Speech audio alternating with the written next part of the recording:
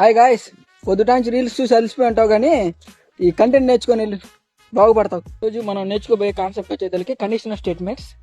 That means based on condition code executes అనమాట. అంటే ఇచ్చినటువంటి కండిషన్ బట్టి విచ్ టైప్ ఆఫ్ కోడ్ అనేది ఎగ్జిక్యూట్ అవ్వాలి అని మనం రోజు నేర్చుకుంటాం అనమాట.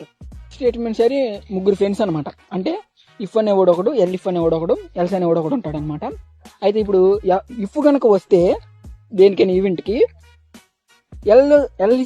ఎల్స్ రారు. అంటే ఇఫ్ అనేవాడు ఎగ్జిక్యూట్ అయితే ఎల్ ఇఫ్ అండ్ ఎల్స్ అనేవాళ్ళు ఎగ్జిక్యూట్ అవ్వరు.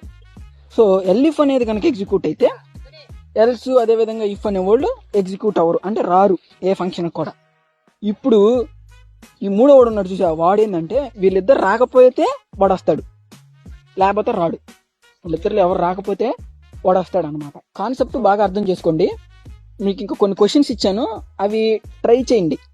ఇంకా రేపు పొద్దున మనం హ్యాండ్స్ ఆన్ చూద్దాం ఒకసారి దీని మీద పార్ట్ 2 వీడియోలో.